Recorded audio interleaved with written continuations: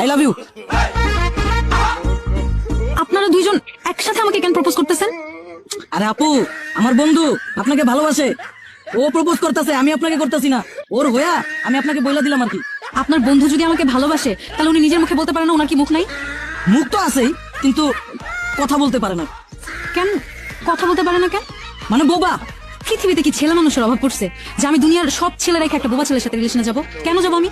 আপু, আপনি বুঝলেন না, আপনার তো সাত কপাল। আমার বন্ধু আপনাকে ভালোবাসে। এখন আপনার কাছ থেকে শিখতে হবে যে কোনটা সাত কপাল, তাই না? আমি কি দুর্ভাগ্য আর সৌভাগ্যের পার্থক্য বুঝি না? আমি আপনার এই বিষয়টা বুঝাই বলি। একটা মেয়ে একটা ছেলের কাছে কি চায়? সময়, যত্ন, ভালোবাসাই তো। আমার বন্ধু কোনো কাজ করে না, ও আপনাকে সারাদিন সময় দিবে, আপনার যত্ন নিবে, আপনাকে ভালোবাসবে। কাজ করে না কেন? আপু, আপনি বিষয়টা এখনো বুঝলেন না। ও কাজ করবে কেমনে? ও তো বোবা, ওকে কেউ কাজ দিবেই না। আর আপনি যদি আমার মতো সুস্থ একটা ছেলেকে বিয়ে করেন, ও তো সারাদিন চাকরি করবে, না হয় ব্যবসা করবে, রাইতে এসে আপনার সাথে ঘুমাবে। কিন্তু আমার বন্ধু কোনো কাজ করে না, ও সবসময় আপনাকে টেক কেয়ার করবে, আপনার যত্ন নিবে। ওর তো ব্যবসার চাকরি করার কোনো প্যারাই নাই। ওনার যদি কাজ বাজ না থাকে আর কাজে যদি না করে তাহলে সংসার চলবে কিভাবে? এটাও বুঝতেছে না। আমার বন্ধু এক বাপের এক ছেলে, বাবা নাই, মারা গেছে।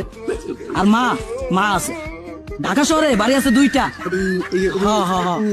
মাসে বাসা ভাড়ায় উঠায় 3 লাখ টাকা।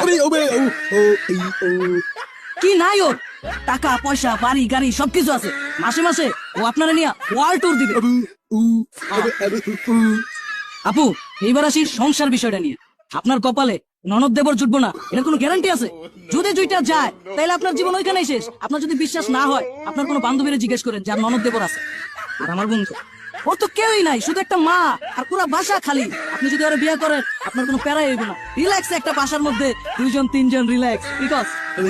আর সবচেয়ে ইম্পর্টেন্ট বিষয়, আমার বন্ধু তো বোবা, ও আপনার অনেক ভালোবাসে। আপনি যদি ওরে বিয়ে করেন, ও যদি আপনার কোনোভাবে পায়া যায়, ও তো কোনো মেয়ের দিকেই তাকাইবো না। ও চিন্তা করবো আমি বোবা, একটা মেয়ে আমার ভালোবাসে। এখন আমি যদি ওরে ঠকাই, অন্য মেয়ের কাছে যাই, আমার জীবনে তো কোনো মেয়েই জুটবো না। আপু, এবার পুরো সমীকরণটা মিলান, দেখেন, বুঝেন। এমন একটা ভালোবাসার মানুষ পাইতেছেন যে সারা জীবন আপনার ভালোবাসবো, আপনার যত্ন নিবো, আপনার টেক কেয়ার করবো। আর সংসারে কোনো অশান্তি নাই, ও আপনার ছাইরাও যাইবো না, টাকা পয়সার কোনো ঝামেলা নাই। আর ননদ দেবর তো নাই, আর কিছু চাই আপনার? কোন ওই তো চুপ করে দাঁড়া রয়েছে। এমন একটা ভালোবাসার মানুষ পাইতেছেন, এটা তো আপনার সাত কপাল। এখন কোন আপনি কি রাজি? হ্যাঁ ভাইয়া, আমি রাজি। মামা রাজি হইছে, প্রপোজ কর।